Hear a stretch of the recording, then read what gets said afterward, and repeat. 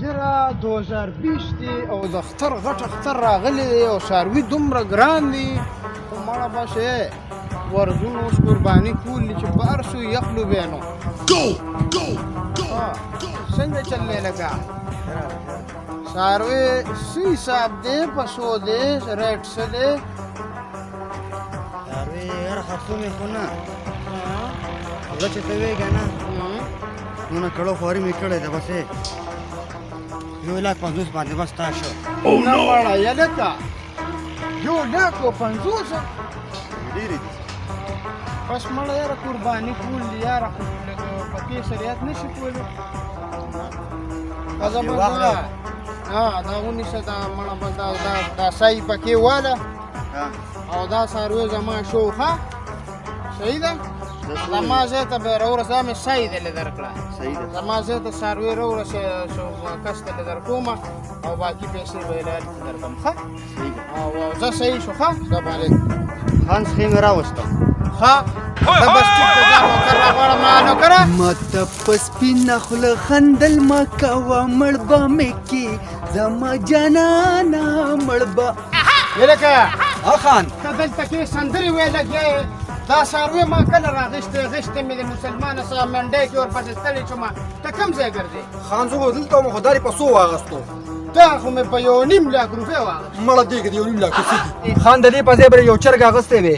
نو زه پتون خو م په نصیب شوی وی که نه دې کې څه دا مړه دا اصلي څاروی دی دا پنجابی سخی مې یا لکه ته دا خبرې پرېږده داسې چل وکړه شوړه به راوالې او دې ته به ونښلې چې بس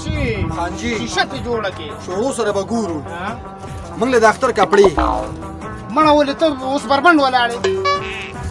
باسه مړه په کلاره بدله خو ښکلې جامې والمه اوس داسې کار وکړه جی جی ویمه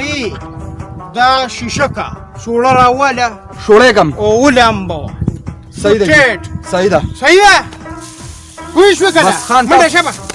تاسو ورځئ ورشه ماته په سپینه خوله خندل مه کوه مړ به مې کې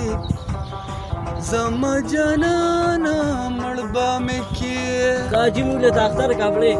بچې د اختر کپړې دله څنګه والمه داسې کنجوس سیټ راته میلاو شوی دی چې د خولو څخه کپړې اچولي هغه ځان له کپړې نشي بدلولی نو تاسو له به څنګه والي خو زه څه چل کوم ګورې اختر کې مې چېرته سرمنې مرمنې راټولې کړلې بچې تاسو له به والم ښه مه خفه کېږئ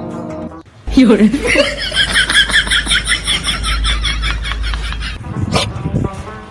ملګري دا سخي د خرڅې نه ولې نه خرڅومه په څو روپۍ خرڅه کې را سره نه په دې چیلي کې څونه پیسې به پسې راکړې 50 زره که یار دا خو چانس دی د دې نه موقع نه فایده اوچتول غواړي یار بس صحیح ده خوښه مې ده بس دا چیلې به ماته پرېږدې او دا سکې به ته والې او 50 روپۍ به راکړې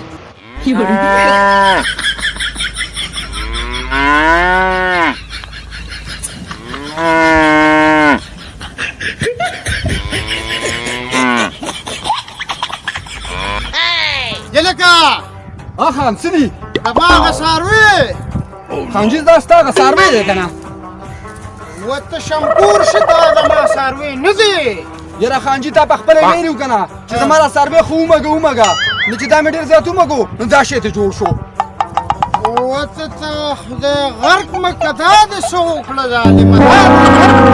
دا دې کومه 1.5 لاک روپۍ مې لړې یاره خانجي نه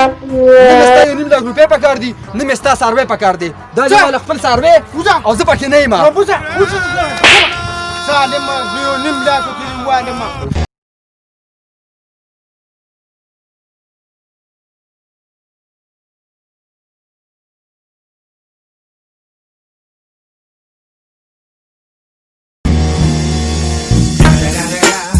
It's the motherfucking